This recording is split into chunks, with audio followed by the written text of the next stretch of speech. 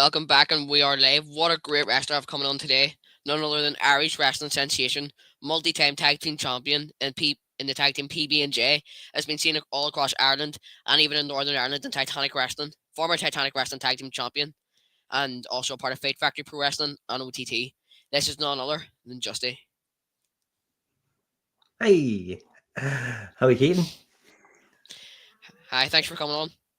Yeah, no problem at all. I'm glad to be on after being on your waiting list for about, I think, 6 months. Yeah, it's been a while trying to get you on. Just trying to figure out dates. Yeah, you've got a popular podcast here that everybody's itching to be a guest on. You could say that, but thank you so much for coming on. It's a pleasure having you on here. A No wrestler like problem you, at all. So Thanks. when I first saw you, the first time I actually ever saw you was in Titanic Wrestling. So I was going to Titanic Wrestling show and I saw you and Phil Boyd. And at the time, I didn't really understand. Well, I understood what wrestling was, but I didn't really understand the psychology behind it. I was only maybe about 9 or 10, and I wanted to boo you guys so much, like as a heel character. So you two as a tag team, it made me hate you, as in that's kind of your role for all the people to hate you. So, um, and then from then on, I researched a bit about you and saw loads of your matches, and I've just been mesmerized. Because so many people come off of so much bad comedy wrestling. Like some comedy wrestling can be awful, but you just make it look so good. Yeah, thanks. That's first of all, thank you for hating us. That was our job, and it was.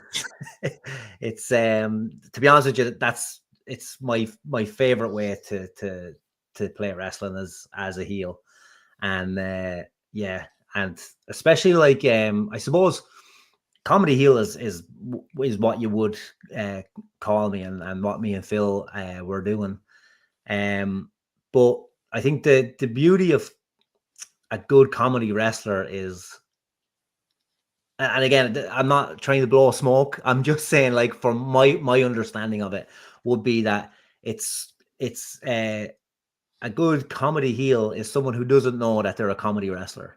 Like they the they think they're the best wrestler. They think that they're the number one, and um, you don't work wrestling around the comedy. You work the wrestling, and then the comedy should come in naturally into it. If you get me. Yeah, I get what you're saying. And even when you say they're the best comedy wrestlers, you think that they're the best. Something we saw from you was your match with Tebow Hendricks at Titanic. I think Phil Boyd couldn't show up, and you got on as if like you were the coach, and you knew everything, and like you kept messing up the moves or something like on purpose, and it looked so funny. Yeah, yeah. It's that was actually one of those beautiful moments in wrestling that you have where that becomes plan B. That's the contingency plan. And when you go up thinking that your day is going to be one way, and then it takes a hard left turn and it goes somewhere else, that's where you'll find the beauty on kind of getting a little bit more creative with it. So like working with Tebow was actually a lot of fun that day, because Tebow's a phenomenal wrestler. Like obviously, the comedy that came out with that was that I brought this guy who was new to Titanic wrestling, but not new to wrestling, and someone who was a way better performer than me. And yeah, that's where you can kind of, just it's you use the things that like land in your lap, and hopefully something good will be able to come out of it. You'll be able to make some magic out of it. Like, Absolutely, like even in that match, I found it so funny. You know, like you were running the ropes and you kept running it, and then you were getting on as if it was a lesson, so it just looked so funny. But you can tell like you know so much about wrestling and psychology of it. So what is your first memory of wrestling? my first memory of wrestling. That's you're asking a guy who is just turned 40 and spent the last 20 years of his life being dropped on his head. But my first kind of experience with pro wrestling, I suppose, would be seeing old World of Sports tapes that Mm, my uncles would have had, and I loved the kind of weirdness of it all. Like it was kind of out there, kind of weird. And then from that, I suppose Saturday morning wrestling on Sky, we ITV. would have got like it was WWF at the time. We would have got Superstars and Live Wire in the morning, and it would like kind of recap all of the wrestling that happened during the week. And yeah, so I kind of fell in love with the pageantry and the kind of larger than life kind of characters there and then. Absolutely. Some of these guys you can really look up to. But when you mentioned they're watching World of Sport, I actually am a big fan of World of Sport, like watching a lot of stuff. Who's your favorite World of Sport wrestler? Was it Big Daddy and John Haystacks, or was there someone better that you liked? No, I was never a big fan of the Big Daddy Giant Haystack stuff. I appreciate for what it was, but my favorites would probably be like I loved Les Kellett because he was Yeah. really silly. He was again what probably would kind of lean me over towards the comedy side of things. But then I love bad guys like Mick McManus and Rollerball Rocco. Those guys again, they used to do every underhanded trick in the book and made it so believable to the audience that were out there that like there were I couldn't not fall in love with the likes of Rollerball Rocco and what he was able to do in the ring. Yeah, like Rollerball Rocco was incredible. Some of the stuff he could do, even his matches against Marty Jones, you could see some of the stuff Yeah. he could do. But I saw you mentioned there Les Kellett, who was obviously recognised as the hardest man in wrestling, and I think it was kind of incredible because I don't really like comedy wrestling where kind of takes mockery out of wrestling, like where kind of mocks it. Where Kellett like actually was made it hard and made it look good. But would you say you kind of see yourself as Catweasel as well? Would you say you get inspiration from Catweasel? I definitely I loved watching the antics of Catweasel, but I didn't really see myself in Catweasel as much because he was kind of the audience got behind what Catweasel was doing, and I always liked the idea of being the fool and uh, not being the guy who fooled.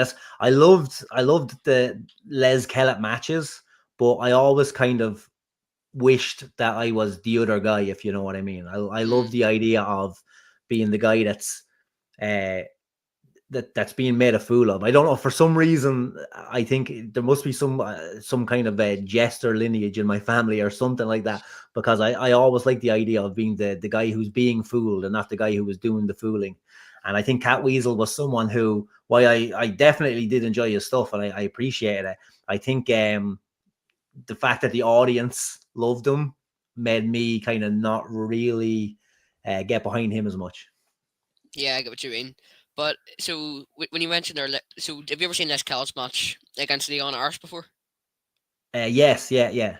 That kind of describes the kind of thing you're talking about there about making someone look like a clown. Exactly that. Yeah. That's it. It's the he went in with so much confidence in that match, and then at every opportunity, Les like made a fool out of him. It's that's the beauty of wrestling. It's the simplicity of the story is what makes it so good as well. I agree.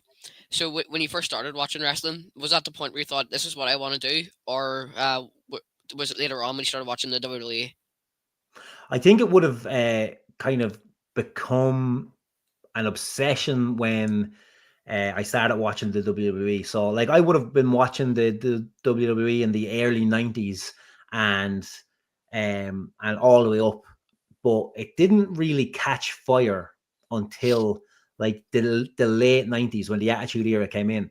So for me, I became obsessed when a group of my friends in school all kind of decided together that we were going to, you know, go watch wrestling in parties in our houses and stuff like that. Like, so we'd watch all the pay-per-views, we'd hang around with one another. We started backyard wrestling and it Mm. just became an obsession. Like, and yeah, I think it was definitely the WWE that would have brought that out because I loved the show of it, like the pageantry, like there's so many different aspects of wrestling that I love and that I could love, but I think what drew me in at that time was just how kind of out there and like, in your face it was in the late 90s. Yeah, I agree. It was. You're right. It was really in your face at that time. With the Attitude Era came in and stuff, it got it got quite bad, but quite good, I should say. But when you first started watching wrestling, who were your favorite wrestlers at the time? Oh, this is that's a good one, because like my wrestling my wrestlers always kind of changed at the like I was never a big fan at the time of like HBK and Bret Hart. I always loved the likes of Razor Ramon or someone like the bigger kind of characters. I loved the likes of Tatanka, guys like that kind of, when they came through the curtain, you knew exactly what they were about, before, like, just by the look of them. I didn't even have to see anyone wrestle. I didn't have to see anyone throw a punch or get into a lockup. I would get behind a wrestler sight unseen on how they presented themselves. And I think the likes of Razor Ramon was probably the guy for me at the start that really kind of, I got behind. Yeah. I'm just gonna bring in this comment because it's got something to do with what we're talking about. So before it goes away, he says, Darren Whiteside says, Fit Finley and Rasputin were my faves, talking about the World Sport Era. Yeah, very good. Yeah, Fifth Finley, a young Fifth Finley is actually like, some of his matches are actually incredible for someone who was such a I suppose I was going to say a short time in the business when World of Sport was out there, but like he was more or less kind of raised on it, like, but he's Yeah, through the Finley family, that was. just an incredible wrestler, like. Yeah, his matches against Johnny Saint. Like, he had a match against Johnny Saint. I watched it on YouTube. Incredible. Like, some of the Yeah, stuff he could do as a heel. And Johnny Saint was more the skilled guy. yeah. He has, I think, that with Finn, or with Fifth Finley, back in the day, I think he kind of had already mastered the slow burn of like telling the story of like getting more and more aggressive and getting more and more, kind of frustrated with the match, and then it would escalate to either one way or the other, to him either beaten by cheating, or getting beaten by cheating. I think Fit was always kind of a master at the psychology of wrestling. hmm I agree. And when you were first, so after you'd watched wrestling for a while, when did you first start training? What was the point where you first started training in wrestling? Oh, well, I think it was late 2002 is when I first started to train. So like, for a few years, I would have been doing like backyard wrestling, which kind of escalated to obsession like over those few years. So like, we started off by building a ring with like pallets and washing line. Did you have Um, tapings? we at the start, no, but then we eventually uh, built like we built a 20-foot ring out of like blueprints that we found online, and we started recording. Well, we were recording a lot of shows, and we had Danny Butler. His backyard was the eventual place, and there was plenty of kind of space, and I think we were drawn like, I've I've drawn more people in backyard wrestling to some of the actual wrestling shows I've been on later in life. We got, I think, between like 80 and 120 people or something to one of the Seriously, shows. Yeah, like it's just incredible. word of mouth around the town. A bunch of 15-year-olds like beating the crap out of each other, and yeah. So eventually, we decided that it would be best if we could get trained, and we were looking to go to the UK and stuff. And then somewhere advertised that NWA Ireland was running a training school out of Bray and Wicklow. So we loaded up a bus of maybe 20-25 Kildare people, and we all headed down and thought we were going to show these guys what wrestling was, and we found out that the hard way. But it would have been late 2002 when we started training with NWA Ireland under uh, Paul, Tracey, And and Finn Fergal Balor. Devitt. Yeah, so Yeah. Fergal is Finn Balor now in the Oh, WWE. okay. Yeah. And But when you were talking about backyard wrestling there before you got properly trained by them legends, um, what was the craziest thing you ever done as a backyard wrestler? It's funny because I know like everything you kind of be doing at that stage would have been crazy. I think you kind of have to understand the time that it was as well. That it's like the Attitude Era. Like TV had a lot of like stunt shows, like in Jackass and stuff like that. That like a lot of people were like recording themselves doing crazy stuff. And it's funny because when it came to wrestling at the time, I wasn't one for like doing the stunts. I got really into I kind of took control of writing scripts for the shows. I did the commentary for the shows. I kind of became kind of like an all around player, like fairly versatile with it. And when it came to my wrestling, I really liked. At the time, I was really kind of loving the likes of the APA, the Acolytes. So like Bradshaw and Farouk. So I kind of adapted that style, which was more of a kind of a hard hitting style than doing like any kind of stunts. But we had some absolute head the balls there as well that wanted to emulate the likes of Jeff Hardy or Mick Foley and Mm. and, and guys like that. And like we had guys jumping off of roofs onto like piles of people, and we built like it's amazing the kind of setups that we had because Danny's next door neighbor was a builder and he had scaffolding out his back garden. So we built like an entranceway for our biggest show. I think our biggest show was called the Body Count Rumble. And we had obviously a Royal Rumble full of teenagers. And we built an entranceway out of scaffolding and rent a fence. And It's there was some amazing. guys done some jumping off of that. That's actually incredible. That you were able to do something like that. But did your parents always approve of you doing that, or was there any issues? Um, I think I don't think I told anybody. I think I just went and kind of was doing this stuff. Like again, I was in my teenage. I was 15, 16, and just deciding that this is what I was going to do with my life. I suppose like my family probably didn't mind that I like as long as I wasn't off doing real harm like drugs and drinking and kind of Mm. going crazy like some of the young lads around the place were. So um I don't know. I think my father would have preferred if I was playing a bit of football, but that's not where the obsession kind of landed. Yeah, and I think at the start, like when I first started learning about backyard wrestling and stuff, I didn't really agree with it. But I think if you're doing it properly, and instead of copying Mick Foley, if you're doing it properly, like maybe on a trampoline or something, it's a bit of fun. I think that's okay. But for any wrestlers who don't believe that wrestling, like you need to be trained professionally first, what's your opinion on backyard wrestling now that you've grown older? Are you still Oh bad well, or? well, I would say to anybody that like look, I'd be a hypocrite if I said like don't go do backyard wrestling. But what I would say is it is dangerous. It's not it's not something that you should be doing if you want to stay healthy.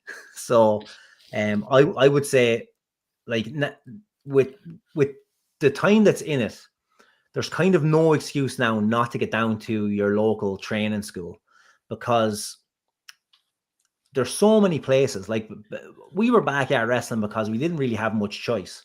And the moment we found out that there was a wrestling school open, we went to it. And the backyard there was a wrestling ring rusting in that backyard because now we knew that we were going to go and train properly. So I'd say to people, like, I don't want to tell anyone to not go out and have fun. Like, I'm not saying like if you're at a swimming pool, don't RKO your buddy into the swimming pool, or if you want to have fun on a trampoline, whatever. But the safest option right now, and it's an easy option because there's schools everywhere, is get down to your local wrestling school, get down to your local gym, and just learn the basics of how to protect yourself.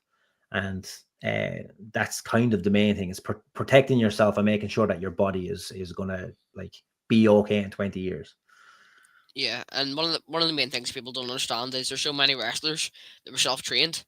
Like the Briscoes, they were self trained. There were so many wrestlers. Like I CM Punk, I think, started out as a backyard wrestler. There was Mick Quackenbush, people like that. They all started in backyard wrestling and then got self trained. So it's not necessarily a bad thing. But I see what you're saying. TZS Videos asks, is there any footage of backyard wrestling days online? I'd love to see that. I very much so doubt it. It was in like the late 90s. So there are probably videotapes, like VHS tapes lying around somewhere. But definitely no footage of me online. There would be some absolutely diabolical wrestling on that. Like we were doing okay, but I definitely would prefer if those videos stayed offline. Yeah.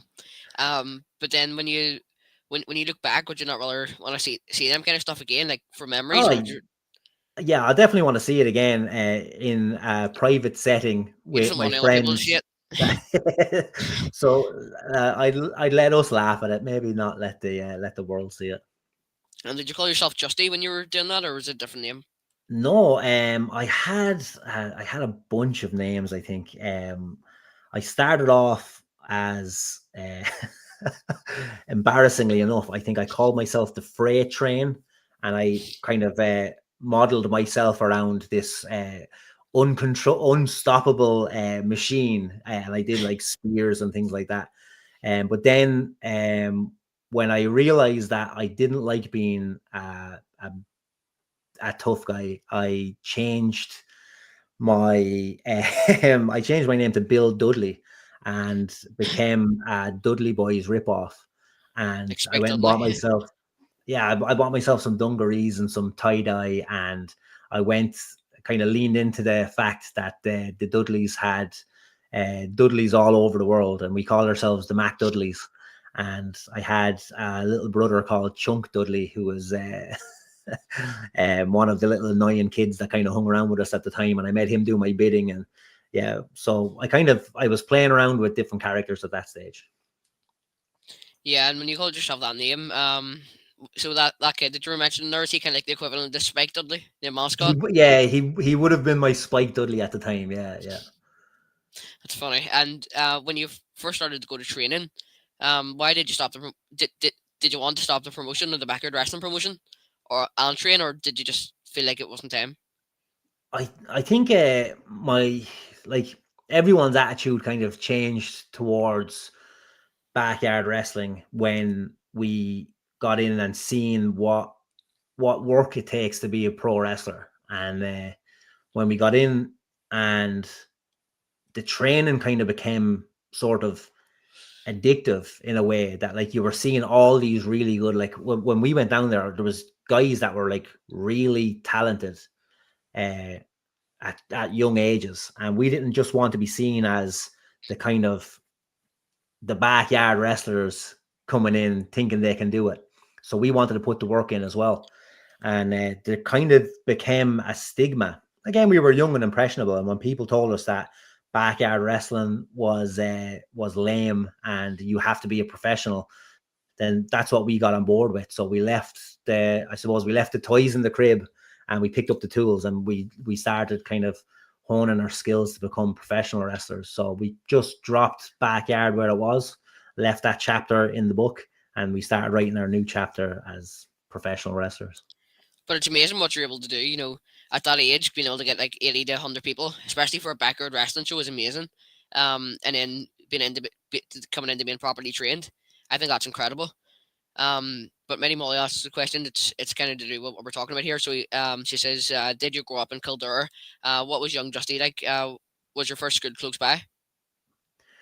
Yeah, I'm from Kildare, born and raised. And what was young Justy like?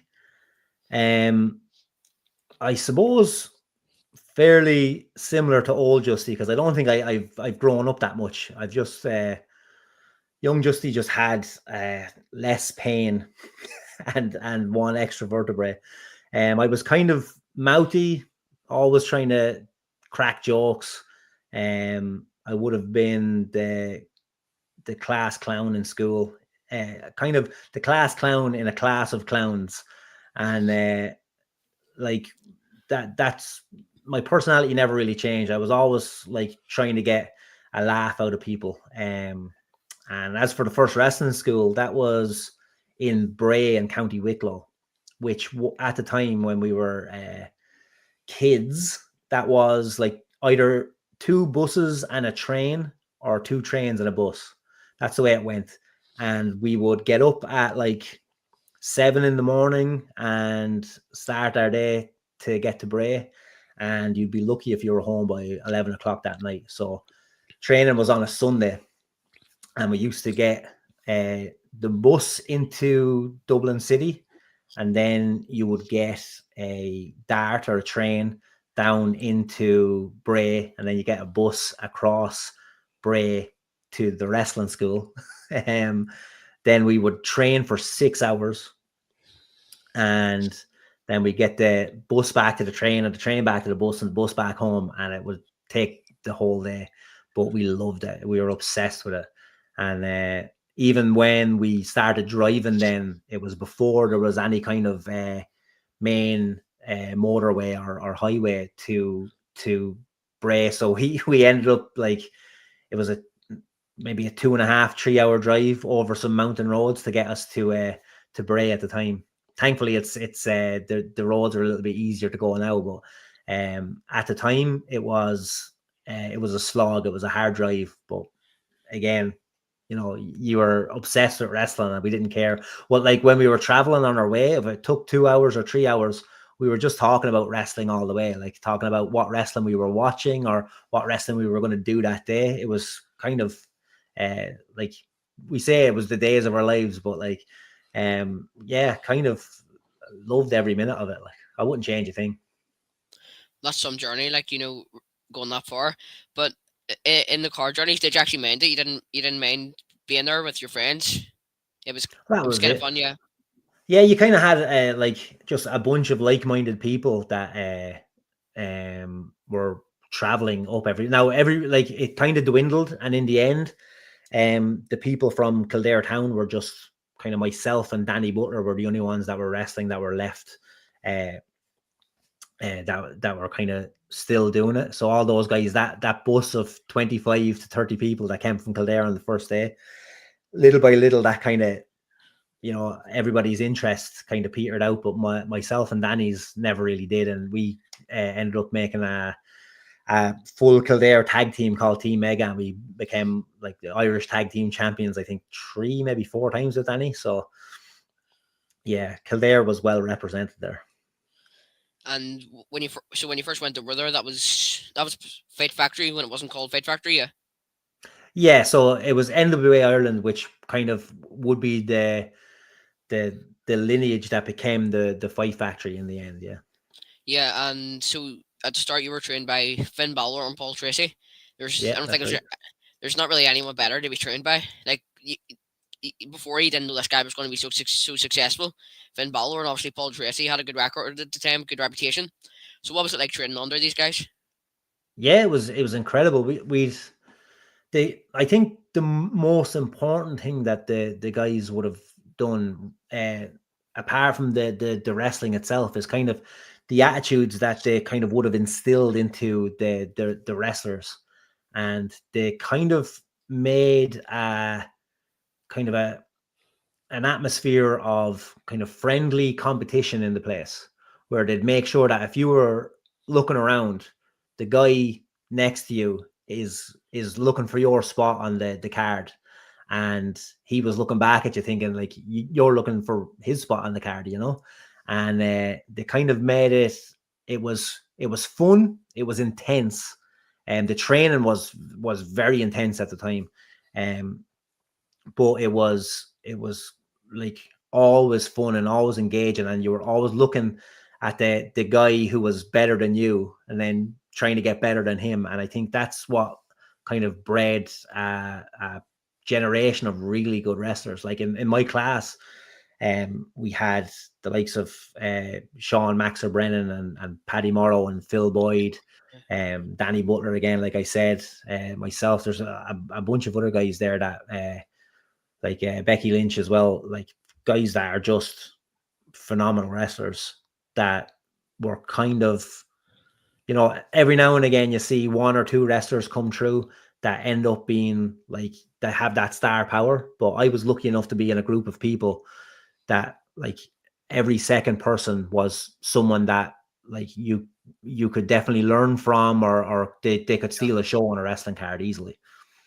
That's awesome that you got to train with some of these people. Yeah. And this question kind of makes sense with it. On the topic, Darmite said, I suppose, so was Becky Lynch. You just answered that question there. And JD McDonough at Fake Factory Pro Wrestling. What about Sheamus?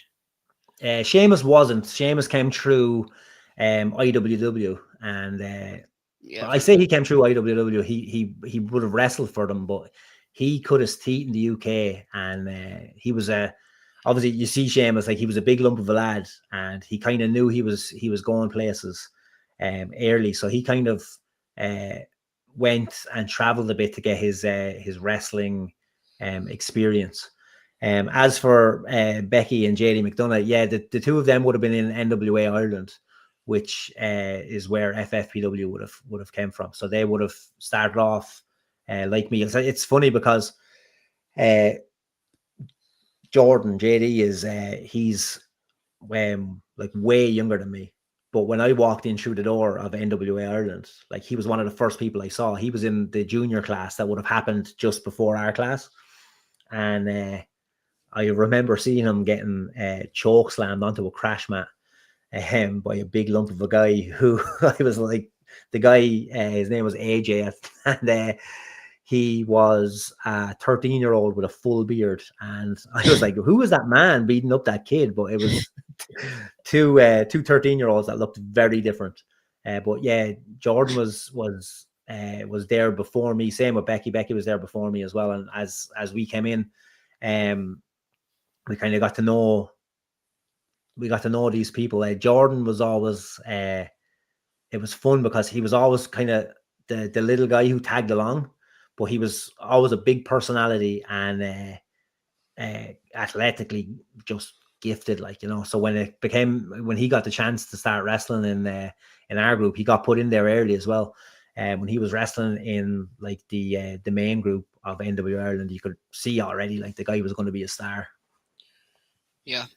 And training with some of the, as you mentioned there, like, these guys are incredible wrestlers who you didn't know would be going on to be stars soon. But you mentioned there Phil Boyd was at the training sessions, and I know you became quite good friends with Phil Boyd and got quite a successful career with Phil Boyd as a tag team. How did you first meet Phil Boyd? Yeah, Phil, it's funny because Phil kind of showed up around the same time as myself. So it was kind of contested of whether Phil was there on the same week or the week after that we first went. But Phil was kind of, because he was on his own, he kind of drifted in with the Kildare people a little bit. And we kind of just, took him in. Like, it's just the way it was because we were all starting at the same time. And again, Phil is someone that is very funny and just kind of a sound guy that, like, you want to have around. He has some of the best comic timing in and out of the ring that you could imagine. So yeah, like, we became kind of close, I suppose. Like, just became friendly fairly fast, like, and yeah, it's funny because, like, I've been friends with the likes of Phil and these other guys for well, like, well over 20, 22, 23 years now. And to try and remember when the first time I I met these guys is yeah, that's kind of a blast from the past. But yeah, I think that's how it went with Phil, is that he just kind of showed up around the same time as us, so we had no choice but to be, stuck together. And did you think you'd be training with Phil Boyd and being in a tag team with him in the future? That's it's a good question. I don't think I did, like, in my mind, because me and Danny had good chemistry as a tag team. I didn't really think that I'd be tagging with anybody else. And if I stopped tagging with Danny, I would have liked, I think, to had a kind of singles run, a run on my own. But like the funny thing with Phil is he kind of hung around with the Kildare people so much that he ended up just like, you know, coming to Kildare back home with us, and like he just bounced around from like house to house, like just hanging out with us, like. And we do the same when we were in Dublin. Like we just gravitate towards Phil's house. Like we go on a night out and we'd be back in Phil's house. So I suppose like during that time, it wouldn't have been a million miles away from thinking like that at some stage we could be a tag team. But I don't think it was until like a lot later in both of our careers that we were like, will we just do this? And because like we both just want to have fun now, will we just make a tag team? And that's kind of how that came about. Mm-hmm. And yeah, I've seen you guys as a tag team with in-ring chemistry. Like, are incredible. Not even just, and you do have skill, but not even just the skill. It's more the kind of way you know each other, and sometimes with tag teams, like one tag team knows what someone's going to do before they do it. That's how well they know each other. So how did you get that kind of in-ring chemistry with Phil Boyd? I'll say this straight out. I don't think that any of it is because of me. Phil is just an incredibly good wrestler. Like he's the kind of guy that looks and examines wrestling without even thinking about it that much. You know, he can kind of dismantle a wrestling match very easily.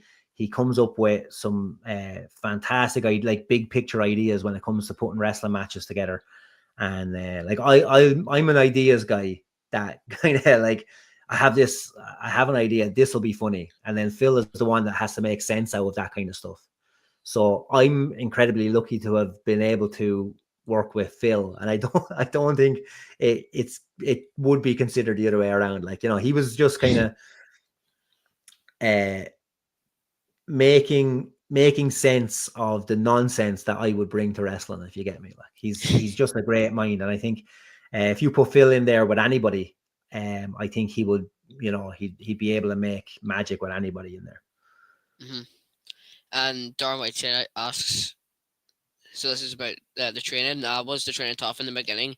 Did Paul Tracey and Finn Balor push you guys hard, cardio wise? Oh, yeah. Yeah.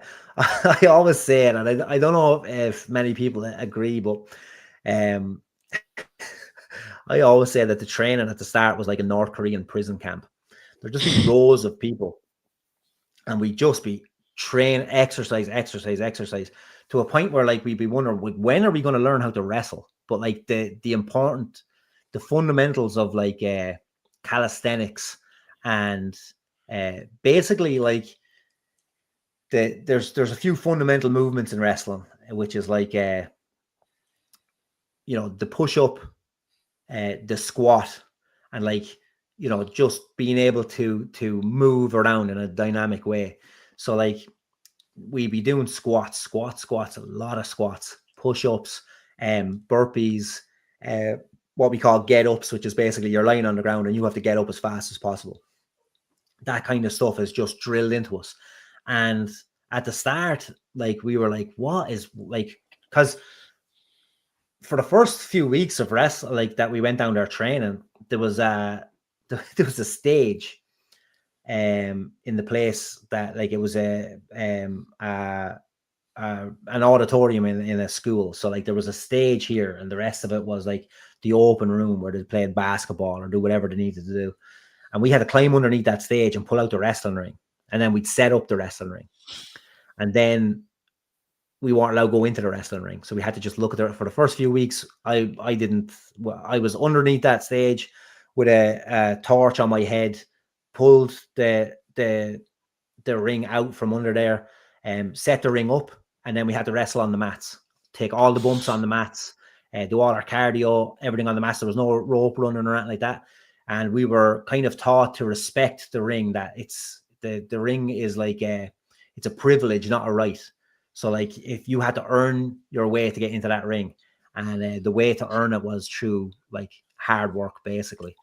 So yeah, the training was quite tough at the start, and I think that was what I don't think I would have probably been as obsessed if the training was easy, because the way my the way my mind works or was working at the time was that if I wanted to wrestle, if I wanted to play a wrestle, I could go to the backyard and jump around the ring that we made. But I wanted to be a wrestler, and to be a wrestler, you had to get conditioned and you had to work hard, and that kind of mentality kind of set me up to get me through. And yeah, the tough training at the start was, yeah, like there was a lot of vomiting in those those early days. You'd see new people would come down, and they'd kind of be ran out because the training was a little bit difficult. So like it was kind of a only the strong survive kind of a situation, which I think like wrestling schools don't really take that approach now. And I think it is right, because I like to think that wrestling should be at least be available to everybody. So like everybody should be able to try it. Now anybody that tells you you got to be tough to be a wrestler, you got to be this, you can't let the marks into the business, this kind of stuff. The business will sort that out. If the business is too tough for you, you won't last. So the guys that are tough and complain about these guys, these not tough guys coming into wrestling, they shouldn't worry about that stuff. Wrestling will take care of it. But on the flip side of that, the tough training is kind of like what makes a really solid wrestler. It's like diamonds are made under pressure, and that's kind of what happened, I think, in those early days. Yeah, I agree. Like even I do think ring conditioning is a big thing in wrestling, and my training is nowhere near as tough as yours is. But when I first started training, I didn't think the cardio would have been like that. I was expecting just to get into the ring and do suplexes, and I was surprised, Yeah. and it was shown that I was completely wrong.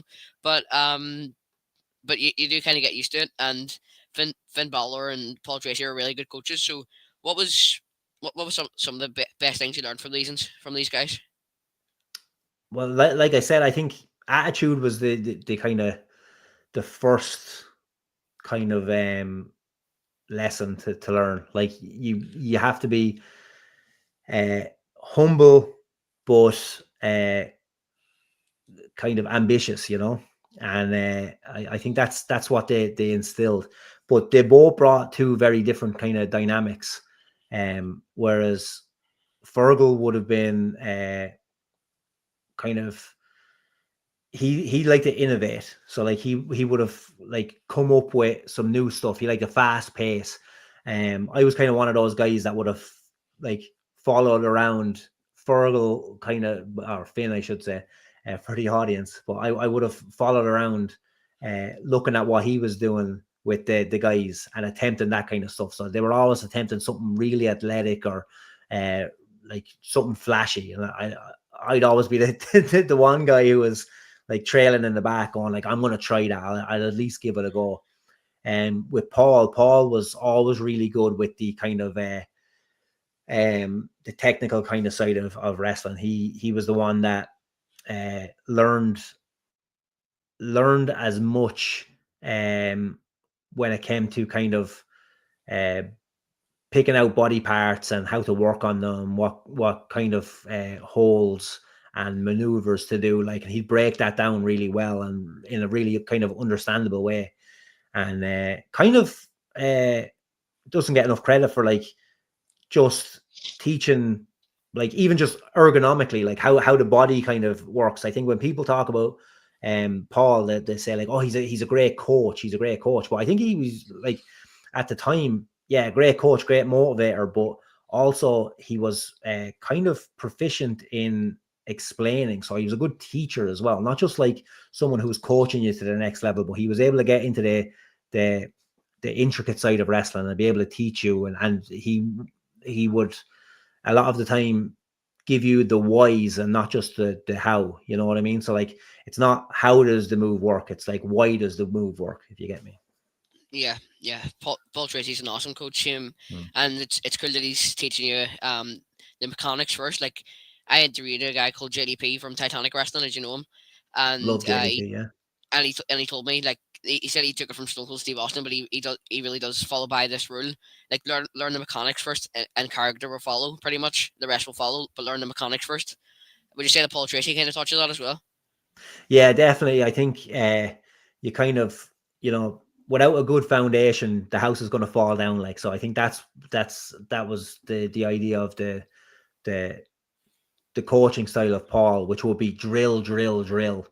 It's better to do things 100 times to try and get it perfect than do it one time and move on and think you've got it perfect.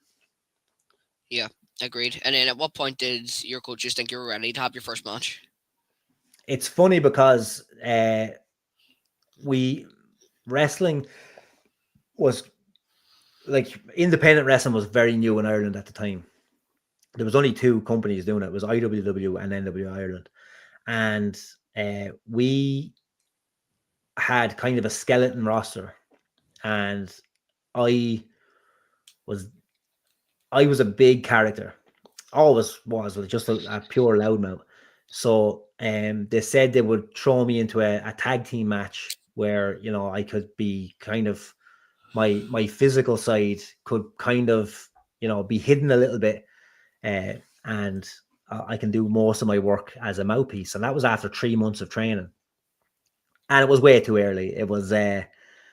I don't get me wrong. I think fundamentally, I was solid. Like I was a great bumper. I knew the mechanics of wrestling fairly well, but I still had a lot to learn about the storytelling and how to kind of contain myself, like not kind of overreach.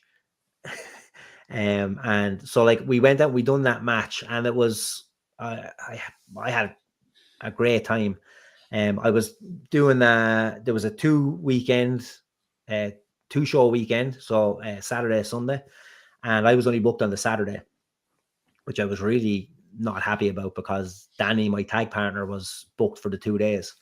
And after I went out there, I said I'm going to steal this show. Like in my mind, that meant I'm going to be louder than anybody else. I still kind of hold that. That's still my attitude in wrestling. Just be louder, and then you're the best. But I went out and I wrestled my heart out, and I played up to the audience. I was probably the biggest character on the show. And the next day Finn came to me and said, "Did you bring your gear? You're on tonight as well." And so like I ended up getting booked on the 2 nights. But because wrestling was very new, like independent wrestling was very new in Ireland, I got away with like being very green. But I think nowadays coaches would have a look at what I was back then and say, you definitely need more time, you definitely need more work. Yeah, but even when you're so new, even having that kind of psychology of wrestling of only 3 months in, didn't you say you had 3 months in for your first match? Yeah.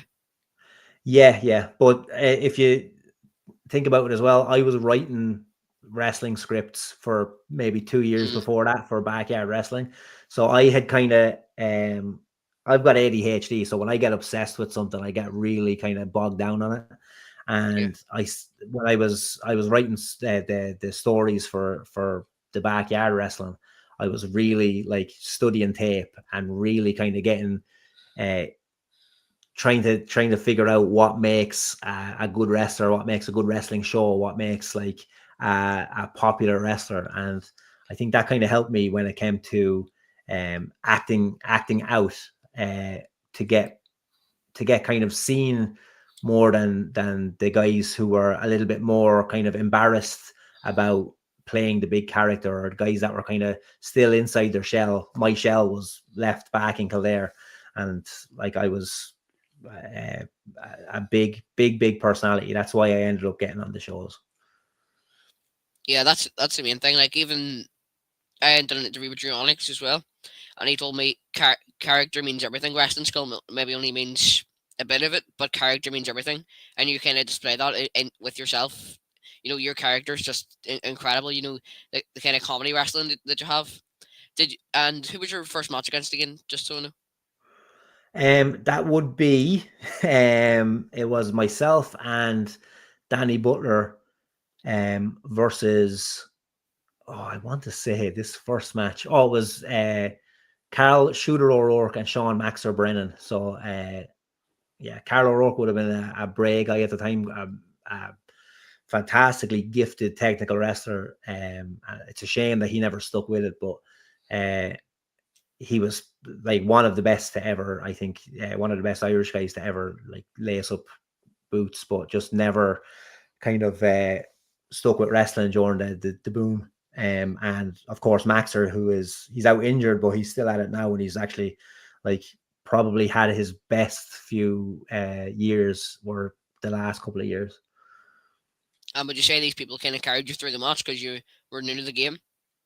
I would say we kind of carried each other in different aspects, because those guys would have been really good like in ring, whereas I would have been good enough. And myself and Danny were like all character, and the other guys would have been a little bit more subdued and a little bit kind of less about character and more about their wrestling proficiency. So I think we kind of made the match more entertaining to the audience, but they definitely carried us through it wrestling wise. Mm-hmm. And I'm not going to say your name here, but speaking of character, your in ring name is nothing like your first name. So how did you come up with the name Justy? Yeah, it's a good story. So I just love jokes, and I love a pun. So I really liked the idea of just incredible, and Yeah, I love I Just wanted Incredible. something. Yeah, I wanted something along the lines of that. So I started looking up in the dictionary the IN, because I said I could be a Justin. I didn't want to carry on doing the backyard gimmick of Bill Dudley, because I thought I needed kind of my own brand. And I was looking through the INs. So Justin, what could I be? Justin. And when I hit the word inbred, it resonated with me, because I thought it would be very funny to play a kind of a redneck, a culture. They were already like, people were already shouting culture at me, so I wanted to find the perfect name, and I think Justin Bread was the name I landed on. And then later I changed up my gimmick, and the plan was to be a lot of different Justins. So just in time, just in whatever, like.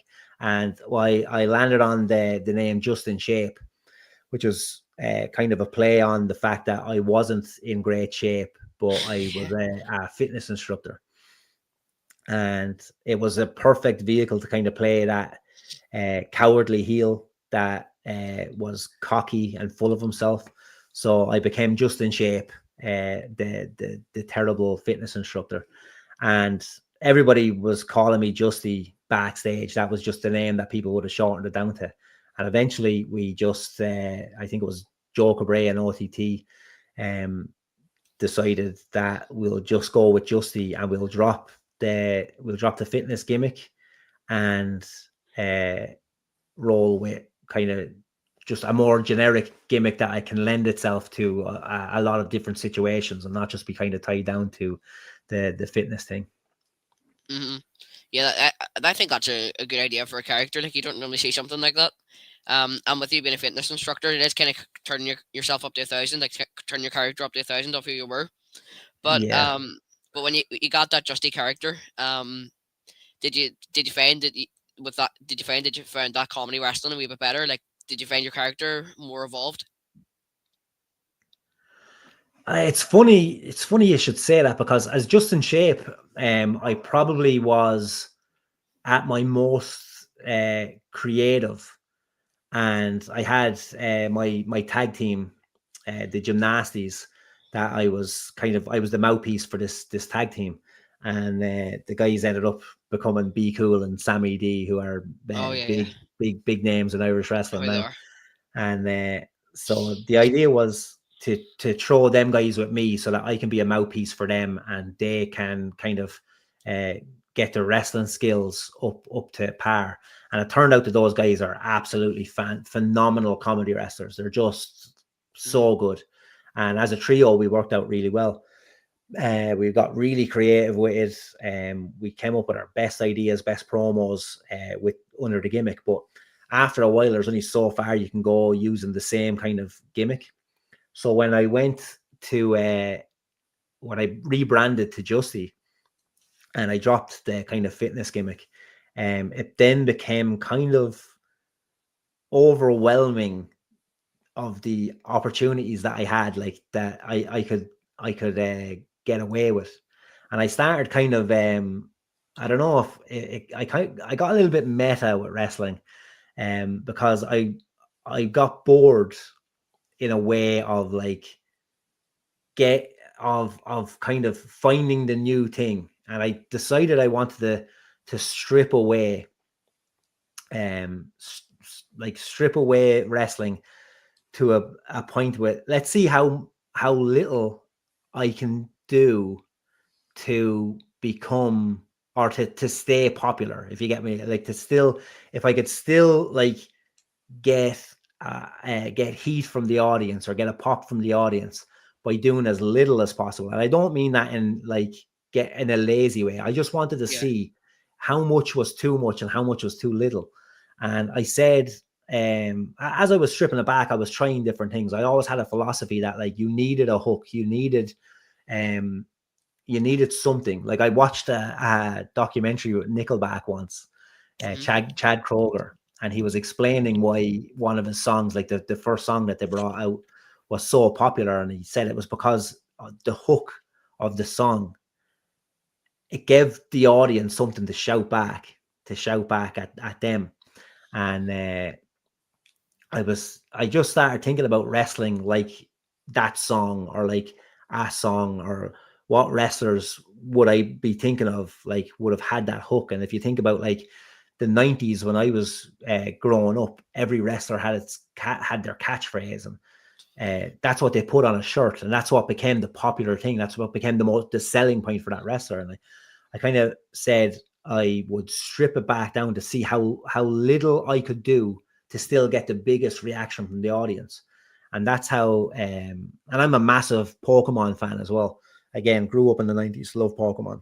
And the Pokemon anime would have had the Pokemon just shouted their own name. And that's how you branded the Pokemon. So Pikachu would say Pikachu, and that's how you knew it was a Pikachu.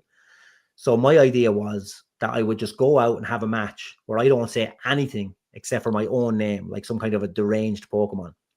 Yeah, I've heard you say this. Yeah. And it worked so easily. I walked out and I just screamed the word Justy.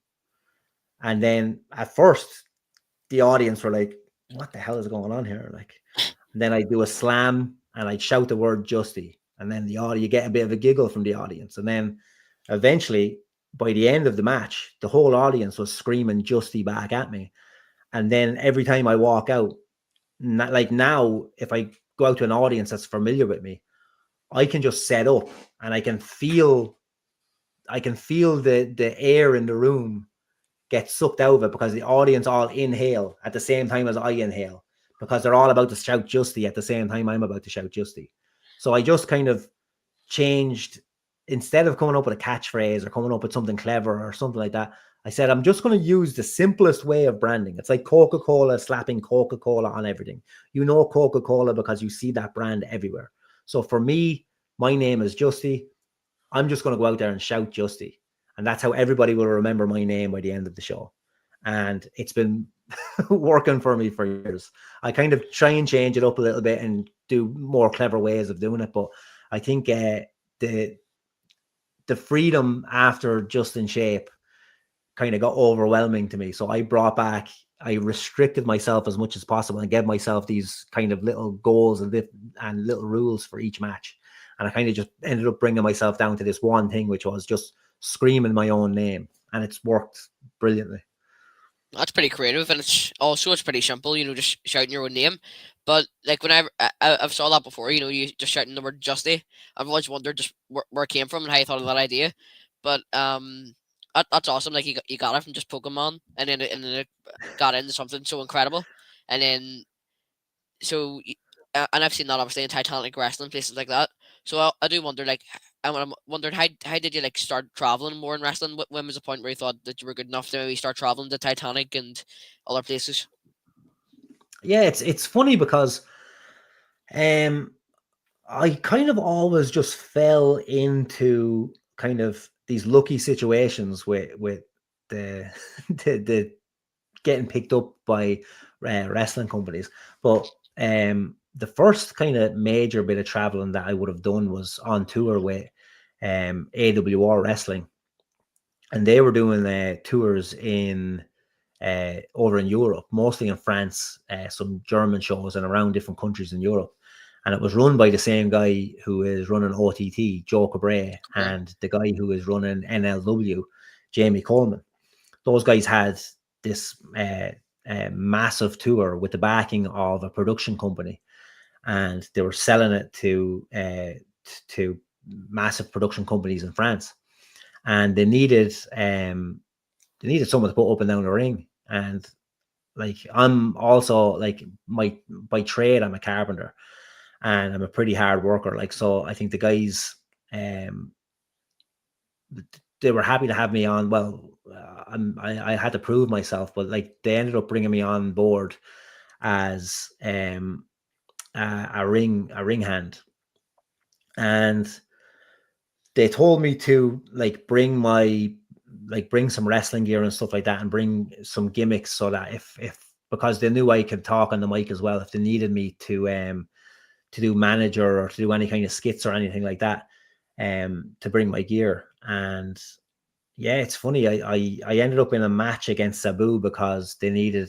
to squash a wrestler because Sabu had like an injured back, and um I said, "Yep, I'll do it. No problem." That was the first night I played Just in Shape as well. We kind of came Awesome. up with that gimmick there, and yeah, I went out there and I did a promo before the match, and then Sabu came out and kicked the living daylights out of me, and put me through a table, and then we like went on with the show anyways. Like that was the opener for the show, and I kind of got out of my wrestling gear and I put on my my ring work gear, and started doing runner backstage and whatever other jobs I had to do. And then I found out later that the French promoters were there, and they were really happy with like what I'd done, and they were like, "Yeah, we want to see this funny Irishman." And then I, much to the chagrin of the promoters who were spending like tens of thousands of euro on these big name guys that were coming from like ex WWE guys that would have been working on that show, that the promoters were kind of entertained by me and wanted me on the show. So I ended up when we went to France, not only doing the ring, but I was in like the openers and stuff. I think you can probably see uh, my first ever French match is probably still on YouTube right now. AWR. I think it's myself and Paul Tracey versus Scotty Too Hottie and Eugene. Awesome. And yeah, so I ended up kind of falling kind of arse over head into kind of these lucky situations where I'd show up and then they need a wrestler, or there's a spot for a funny guy, like, and then that kind of gave me the confidence to branch out and to make connections with people outside and start like looking for like again. I thought with the likes of the touring with AWR that was going to be like the limit of me traveling for wrestling, but you know, when all my friends were like going to the likes of Cork and Belfast and different places for shows and over to England and stuff, like I was, of course I was going to follow, just because I followed the crack and I followed the bug of wrestling. Like But that's awesome. You got the wrestle Sabu and some of the other quite famous wrestlers like Scotty Too Hottie and Eugene. yeah. And speaking of that, like I actually just thought about this there now. You and Eugene, would you say you and Eugene have a quite a similar character? Um Not backstage. Yeah, in the ring, I think with Eugene it was kind of simple because like Guy is a phenomenal wrestler. Like I don't think the gimmick does him justice for his wrestling, but he was like really easy to work with. There's a couple of times in the match when he'd let you know he's there, he'd give you a kind of a stiff shot, but he was really good at kind of like I was still pretty green when it came to when it came that first night in that match was on like one of the biggest channels in France at the time, W9 and W9 W9 is the name of the channel, and like we were broadcasting millions of people, and I was green as grass. Like I probably shouldn't have been out there, but Eugene was really good at kind of keeping us on track and putting us where we needed to be in that match. And the same with Scotty. Scotty's probably, if I would say who is the nicest guy I've met in pro wrestling, and Scotty Tuhati is definitely the top of that list. He was great to learn off, and he was so generous with his time and with his knowledge and stuff like that. Like he was just so good. Yeah, that's incredible. We got to work with them guys, and also wrestling with Sabu. And you first started your character just in shape. What was Sabu's opinion after that show? What was his feedback on the character and also you wrestling? It's funny because you don't with Sabu, it's hard to know whether he's happy or he's not. It's it was kind of a tricky situation to find out if he was happy with the situation. Again, he was just out there in a squash match against a green kid, and he didn't have to, look after me, or he didn't have to give me his time afterwards for feedback, but he did. He definitely did. He did joke around about stabbing me a couple of times, but at least I hope he, I hope he was joking. No, but he was a fun guy to be around. An eccentric character, and yeah, just it was a lot of fun working with him, and great to say that I did work with him. And what advice did you get from Sabu after the match? He kind of, I think he gave me a couple of pointers. He said just a couple of things to not break your neck. And I had to tell him that I'd already broken my neck a few years before that. I broke Yeah, my neck the first year I got into wrestling, but he was that's like, good. "Oh, okay, me too." And then I think he had a little bit more respect for me after that. That I wasn't just some guy who threw on the spandex. That I was actually, I paid my dues with Mm. the training, and I would also with the likes of injury and stuff. How did you break your neck? Fun story. I took a Styles clash off of Finn Balor, and I tucked my chin instead of spreading out. So I landed on my the top of my head, and Finn came down on top of me, and I dislocated all the bones in my neck. Oh, My face hit my chest. I shattered two of my vertebrae, and I stood up after it, and I was feeling a little bit woozy. So the guys oh, this was just in training as well, so it wasn't even during a match. And the guys brought me back to a room in the back of the training center, and kind of they checked me out, and they said it's probably a good idea if you go to the hospital. So I got into the back of a car and headed to the local hospital, which is by no means a state of the art hospital. It was, yeah, it was. I think it was like just like Loughlinstown Hospital. It definitely just where people go to die, I think. So when I was oh, there, okay. I was kind of not filled with confidence that that was the best place for me. So then rushed me to St. Vincent's Hospital after they figured out they done a few X-rays on me and realized that every bone in my neck was out of place, and that I had some shattered bones going into places that they kind of it would have been lights out for me. So I got rushed to St. Vincent's Hospital, where the the big wigs, the guys who are kind of renowned and known for sorting out neck injuries. They kind of did the business on me. And now I've got one less vertebrae in my neck than everybody else, and 2 screws, and yeah, a couple of plates. So it's and that happened in my first years. Like, so that happened in October 2003. So I was like less than a year wrestling at the time. I was just 18, which is probably why I was able to recover fairly fast, but also it's probably the reason why I'm not in the best physically. I'm kind of I'm beaten up now. And you're still continuing to wrestle, which is awesome. After all the beatdowns pretty much on your neck. Yeah, But I don't think my doctors would have said it was awesome. I was told never to wrestle again. But yeah, I was back maybe 9 months later, and I had a match against Finn Balor called the Broken Neck Grudge match, and yeah, we it's a good kind of storyline. yeah, it was good fun. It was probably a bit dangerous, but it was good. It was good crack. And then, what most people know you from is you're been a tag team wrestler, with PB and J. Obviously, you and Phil Boyd. So what point did you realize that you'd want to be in a tag team with Phil Boyd, or what point did you become in a tag team with Phil Boyd? Yeah, again, I think it just became one of those things that we were training together, we were hanging out together. We've been doing it at that stage for almost 20 years, and we never, well, we done some tag team wrestling like before in the likes of AWR, and we've probably um been teamed up a few times, and we'd always have fun.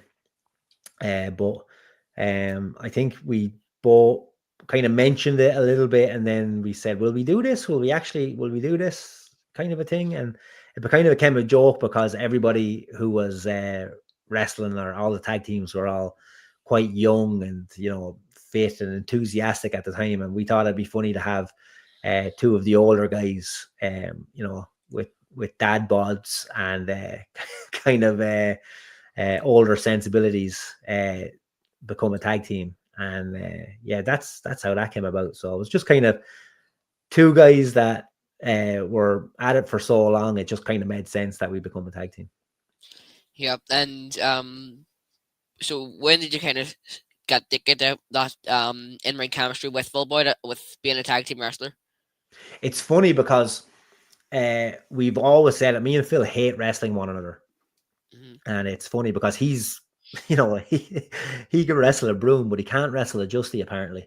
And Why's so that? we always have terrible chemistry when it came to being opponents, and we weren't sure of whether that was gonna like kind of seep into us being a tag team, but it turns out it was completely the opposite, because I think we complemented each other a lot. Like, the two of us are very silly people, and we kind of have the same kind of idea of what's funny, and where the boundary on wrestling and comedy is. And I think between like the two of us, we come up with like some really good stuff. Again, like I said, the dynamic is right there, because Phil is really good at like big picture stuff, and getting the kind of match into a structure that like is really entertaining and tells a great story. And I love kind of coming up with challenges and like different little ideas that will this work or won't it work? And then Phil is the one that kind of figures out how it works. Like, so I think yeah, we just had some really good kind of, it's just a good dynamic. The chemistry was kind of there outside the ring. So it was like we wanted to see if it was going to translate to tag team wrestling, really. And it obviously became very successful. There's even a Titanic wrestling. You'll probably know Casey, who's a really, really big fan of you, and her Yeah, mum. yeah. They always clap when they see you win. Like, I remember I was sitting beside them, and you had to hear the pop that you and Phil Boyd got becoming the Titanic tag team champions. What's it like to have that kind of fan base and have them kind of super fans? Yeah, it always surprises me because I kind of I know my place in wrestling. Like when I started, I was the guy who was like, yeah, I'm gonna steal the show. But now I'm kind of like, I'm gonna go out and I'm gonna do my bit for the show. And I know that there's bigger stars on the show. I know the main event is going to steal the show. If there's guys that I've wrestled on the card with that I know, like I can't compete with them when it comes to the audience's kind of affections. And when you get people like Casey and that gang, uh, it's just very surprising that they chose me to get behind, and it's very flattering, and obviously it means the world to me as well. We've got guys as well, like there's one guy called Deco who he came to all my OTT shows and my Fight Factory shows as well, and then NLW as well. And I've I don't know what I've done to deserve that man's kind of adulation, but I'm very happy. Like I can't I can't like click into Twitter without him writing something about how great I am. And it's he's obviously he's delusional. There's way better wrestlers than me out there, but I'm just glad that he picked me to be a fan of. I see what you mean, but it's very easy to like you, because like it's easy to hate you obviously when you're hated because that's what you want, but it's also easy to like you, when you're a face because you're that kind of fun loving guy. And I'm not really surprised that these many people like you, but also with Phil Boyd and with PB and J, that tag team. Uh, what was it like becoming tag team champions in numerous different promotions like Titanic and places like that? Yeah, it's like obviously it's great to get that kind of um when you're the champion or the champions, that just means like you're given an opportunity to be like to carry the company's name, and to kind of bring up the whole division. Like it's you've to hold that division to a standard.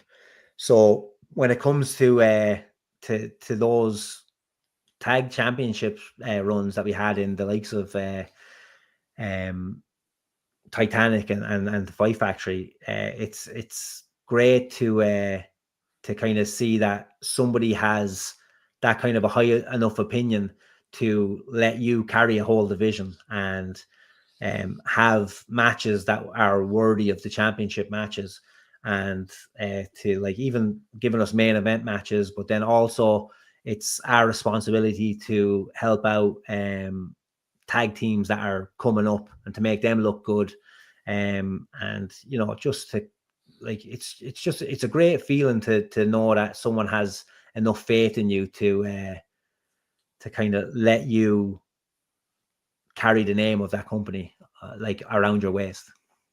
Yeah, absolutely. Like with Titanic wrestling, when you were first tag team champions, I believe you were one of the longest reigning Titanic tag team champions. Yeah. I don't think the second I don't think the second time was as long. Your No, second title reign. um, no, definitely not. but having them titles for so long, that must have felt good. Yeah.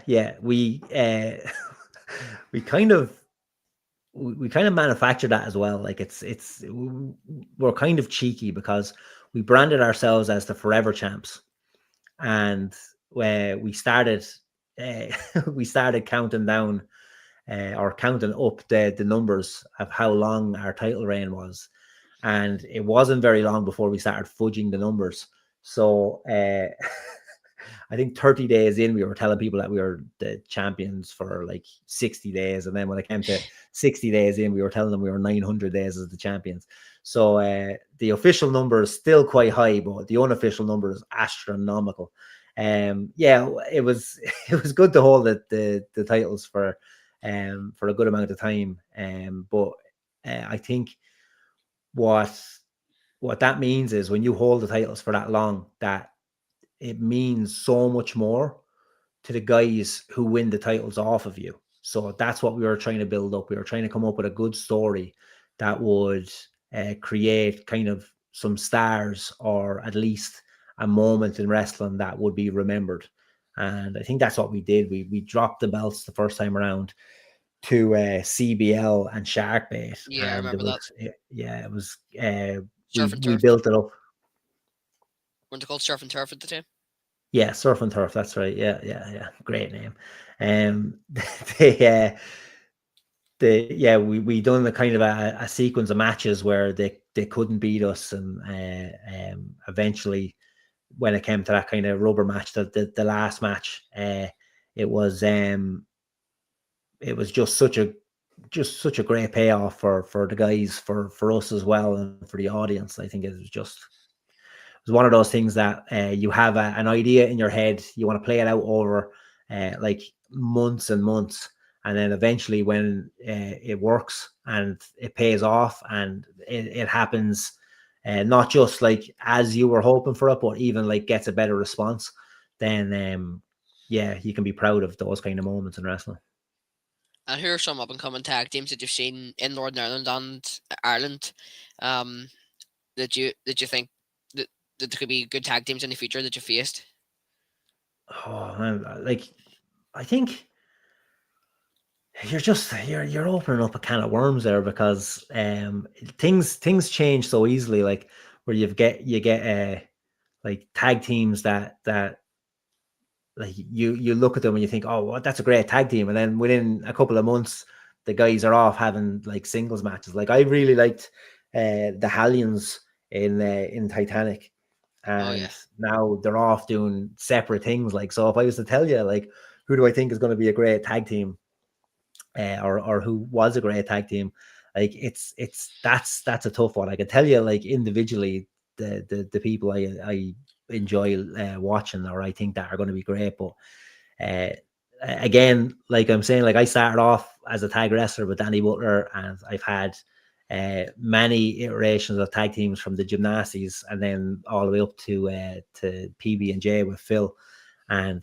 like it, 20 years ago, did I think I was going to be like a four-time wrestling champion, tag champion with Phil Boyd? No, I definitely didn't. So it's yeah, it's a tough one to tell you like who do I think are coming up. I can tell you like that from where I'm looking at, I'm down mostly associated with Fight Factory, and I don't think there's like, if you see 30 people training in Fight Factory of a Sunday or a Saturday, I think I would say 90% of those guys that are down there have the potential to be great Irish wrestlers.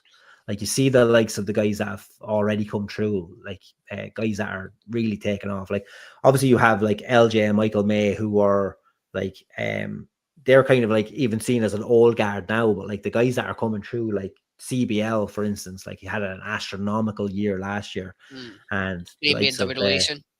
yeah, but the likes of Martin Steers and Fabio, those Freshness. guys are they're incredible. Like, so I think the next bunch of guys, like your Jay Steins, your Liam Leonards, guys like that, they're going to be the next guys that you're going to see, and you'll be talking to them in like a few years time on one of these um on one of these podcasts, and they'll be telling you who the next guys are coming up, because they'll have done great things. Like, Yeah, and as we're coming to the end of the podcast, I want to thank you very much for coming on.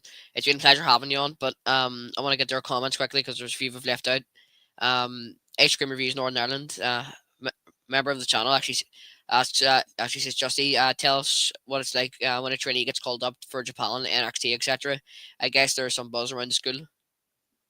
oh, 100%. Like you couldn't believe like the way people get behind our own. Like, it's like when you hear that someone is after like even the little victories, like, you know, if someone out there gets like wrestling show like Progress, like gets booked on Progress, there's just an incredible buzz around the back because it's like, oh my god, they're after getting something that they're after working for. And then you just think about how that kind of, like multiplies, kind of considering what they're after doing. Like when it's funny because when you see the likes of LJ, it's kind of become like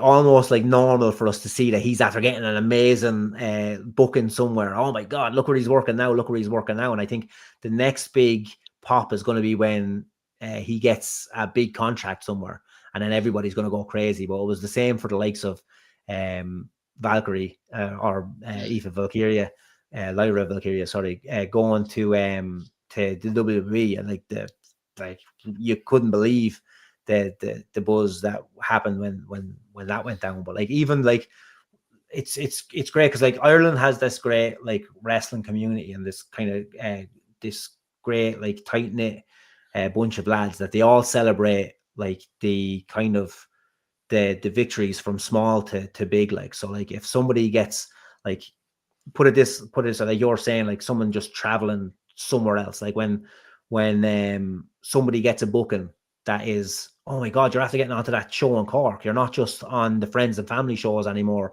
or the Fight Factory shows, now you're getting an RCW show, or like it's like they'll celebrate those. But then like obviously that becomes huge when like, oh my god, did you see he's after getting a contract for like 10 months in Japan? That's incredible. Like the place goes wild for that kind of thing, and that's what we kind of live for, is to celebrate the victories from people. I think it's a very Irish kind of a thing from the Irish scene, is one of these places that there's not a lot of begrudgery in it. Like when somebody has a victory, everybody celebrates, because I think when an Irish wrestler is doing well, Irish wrestling is doing well. Yeah. And Dormite said asks, speaking of the right attitude, what's LJ Cleary like behind the scenes? Does he live and breathe it? you, you don't even understand with LJ. Like I thought when I was obsessed with wrestling that I was obsessed with wrestling, but LJ Cleary is what like he, what he has is still this kind of childlike love for professional wrestling and the kind of everything that goes with it, like all like the his admiration for wrestlers, his love for just like he'll sit down and watch hours of wrestling. Like he watches old wrestling, he keeps up to date with all the current stuff. If a trainee sends him a match, he'll watch that match, he'll critique it. He just loves professional wrestling, and when it comes to him absorbing the actual product, he's like a child. But then when it comes to him being uh, being involved in professional wrestling on the professional side of it, he's the most kind of dependable, grown up, kind of just logical person. He studies professional wrestling. He hasn't become wary of it. Like he hasn't become kind of dragged down and being like, oh, I need to take a break because I'm just taking in too much wrestling. He still loves it. He watches it for fun. He watches it to learn. He watches it so that he can teach. He gets like he's the kind of person that like if someone said, LJ, do you want to roll around on the mats? He wouldn't go, oh, not now. He's like he already has a knee pad halfway on so that he can come and roll around the mats. He is obsessed, and he is someone that is like he's my tip for making it in this industry, because he's got an unbelievable attitude. He's humble, but he's confident.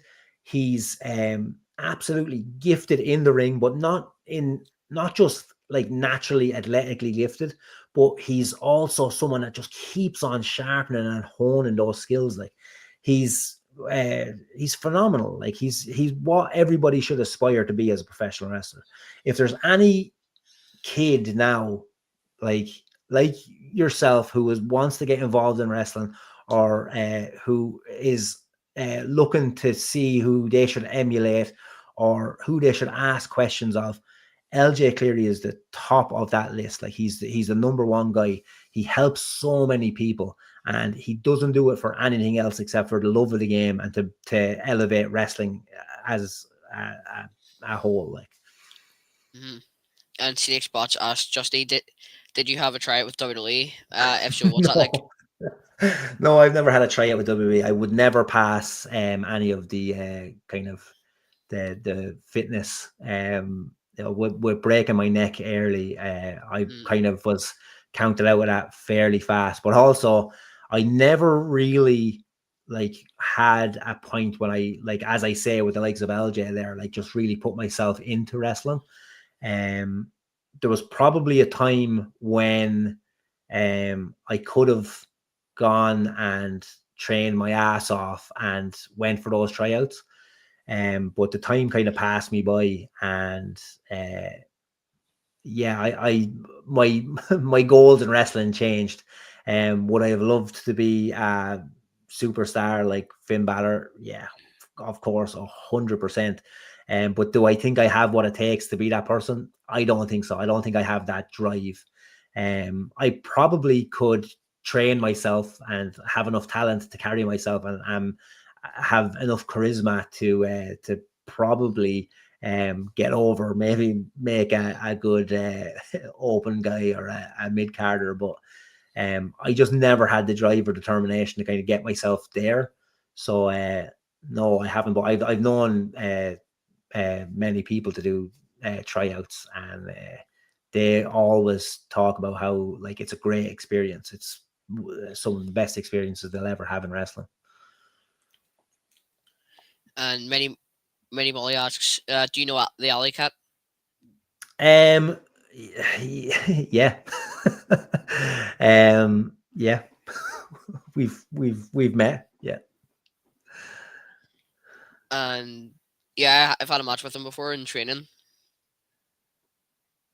Yeah, So it's I just love the immersion into the gimmick again, like that kind of stuff.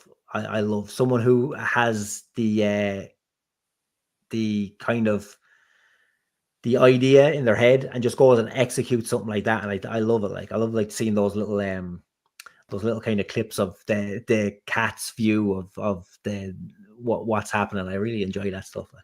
Good kid as well. Like shows up training like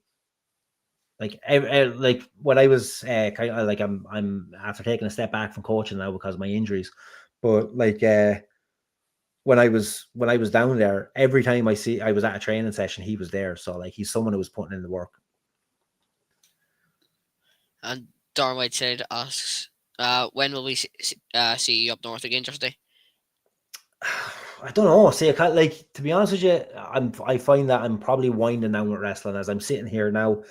I've got like a trap nerve running down the left side of my neck. I've got 3 vertebrae that are fused at the bottom of my back, kind of just really trying to work them out right now.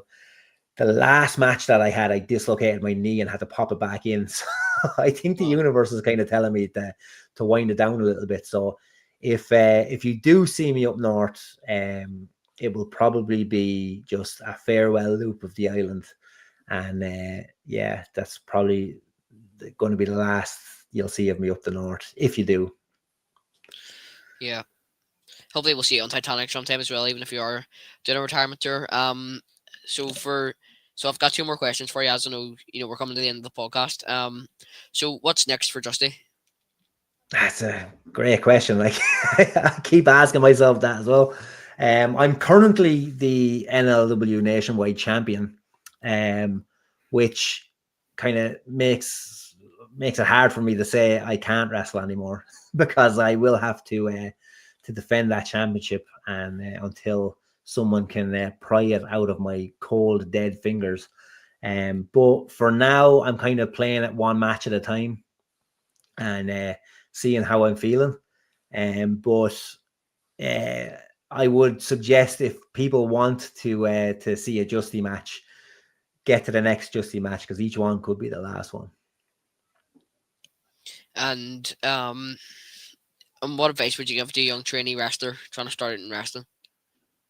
Get to a good school.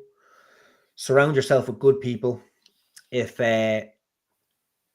you could find someone to give you some advice along the way, this is me giving very general advice now, but if you can get someone who is well respected in wrestling and you can get their ear, like someone like LJ, who's very helpful and who doesn't mind helping you out, that's the kind of person you need to kind of aspire to be. I'd say get your head down, get in good shape, and if you can, practice promos, because if you want to set yourself apart, they always say there's three things in wrestling that will get you there.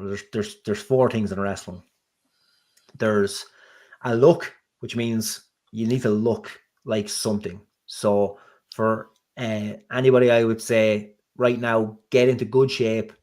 Do as I say, not as I do. Get into really good shape because you want to be the kind of person that they'll put on a poster. They want to see someone who looks like a wrestler. Number two is skill. Hone your wrestling, like what you were saying. JDP said to you, to get the fundamentals down. And JDP is an excellent wrestler, probably one of the best guys I've ever been in the ring with. He moves like just mechanically. He is spot on in the ring, and so he knows what he's talking about. And then charisma. If you have charisma, and I'm not saying you can learn charisma. It is kind of a tricky one, but what I would say is facial expressions are a big deal in wrestling. Like movement is essential, but we're selling pro wrestling up here. Everything that like the audience is buying, you're gonna sell it up there. Practice acting, practice your facial expressions, practice your promos. And the fourth thing that you need to be a professional wrestler is look. So good luck with it. that's not advice. That's just me being nice. So again, you can get those four things, you're onto a winner. Yeah, thanks so much for giving me that advice, and thanks so much for actually coming onto this podcast. It's been an honor having someone like you onto the podcast. So thanks so No much. problem at all. Actually, I loved it. I've really enjoyed this. Thanks so much for coming on. Yeah, it's great. You've got a great podcast here. So you're a really good interviewer as well. Thanks. Have a good day. Yeah, no problem. Thanks, back. So, what a great interview we just had there with Justy, one of the best Irish wrestlers of all time. So, now for the next Kayfabe with Keaton. Speaking of Northern Irish wrestling and Titanic wrestling, CIW, a local pro wrestling promotion, putting on the second ever Foil Rumble. And for the next Kayfabe with Keaton, we will be interviewing the Tuned In Project with the Foil Rumble. We'll have Campbell Cray and Sean Curran coming on, and hopefully we'll have some of the trainees coming on as well. So this will be an awesome show. I've had them on before talking about the first ever Foil Rumble. So make sure to buy your tickets for this show because the venue looks absolutely amazing, especially for an indie wrestling show. So this is going to be awesome. Such an awesome show, and I can't wait for this one. So for the date on this podcast is 7 p.m. GMT, and that's the time to watch it. So make sure not to miss the show, especially and get your tickets for it. You can get your tickets for this show at www.tickettailor.com events for Parents and Friends Association.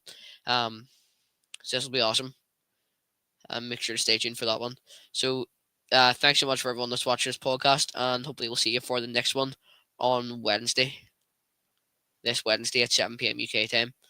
But as for me, it's goodbye for me, and hopefully we'll see you on the next one. Bye for now.